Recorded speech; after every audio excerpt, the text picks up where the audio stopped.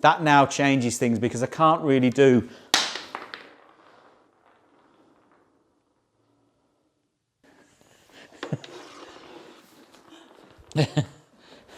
Do I have to start again? Okay guys, so we're going to have a look at what happens when the cue ball is near the cushion and how you should go about, becoming a good cushion player. What we're going to look at here is a couple of different styles of shots, although we're going to play them all from the cushions. They're all going to be fairly straight. But it's a couple of different techniques that you should take into your game. Have a few little checks of your own technique. What do you do? What don't you do that you see here? Different points, what you can take, what you can learn. And maybe you might get a couple of little tips. If the cue ball is, a few inches from the cushion, some of the cushion techniques are in play, but not all of them. For instance, if the ball is maybe 4-5 inches from the cushion, that kind of length, then you can have a number of different styles of bridge. So I can be in there with my bridge there with the two fingers together. I can have my index finger over the cue with the thumb down the side of the table. I like, that one there where you have the cue running between the index finger and the middle finger with the thumb tucked in beside. That red's nice and safely in. The closer the cue ball gets to the cushion, if we go there this time, when you start bringing the cue ball nearer to the cushion, that changes things in terms of the bridge. I now can't really do that because, not only from when I'm down here, I can't really see the cue ball, but it all just feels a little bit on top of itself, there's a bit too much going on. So when it's close to the cushion like this, I like to just go the 2 forefingers together like that. And the reason you do that is so that there's a little bit of resistance behind your index finger where the cue is running through.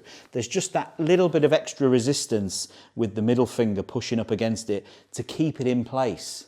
My old coach Steve Press taught me that, and it was something, I didn't know that, and I'd been a pro for maybe 5 years and didn't know that. I used to bridge like that, and of course if that index finger moves, then the cue's going to move as well. So when you're near the cushion like this, I like the 2 fingers together, acts as a bit of a stabilizer, and that red's in as well.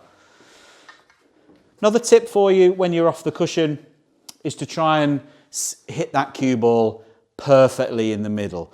Because you're right at the top of the ball, if you do strike it off to the side, the cue ball will just deviate immediately. So if I try and pop this red, I'm going to aim it at the pocket. I'm going to play it with right hand side on purpose, and you'll see where the red goes. I'm just going to do everything the same. I'm playing it with right hand side spin. The cue ball deviates and it pulls the cue ball away, and I miss the red to the side of the pocket. So that, try and always keep that tip in the middle of the cue ball where possible. Just a couple more for you. Again, right off the cushion. It's important, I think, when the cue ball is here, to actually have a little bit of an incline with your cue. I know for years we've been taught to keep that cue as parallel to the table as you possibly can. When playing off the cushion is probably the only time that you want to have just a small incline like that. I'm not talking like this, don't go away from this video and say, well, Sean said I've got to stand like this. That's not what I'm saying. If you get really super flat and as low as you can, and then just raise up just ever so slightly. The problem is if you stay perfectly parallel and flat to the table, you can sometimes go straight over the cue ball. And I've seen even professionals do that. So don't be frightened of just trying to just bring that back arm up, just as if that's your normal place. Just raise everything just slightly, and hopefully you can still pop that ball. That one just went in. I thought I'd missed it.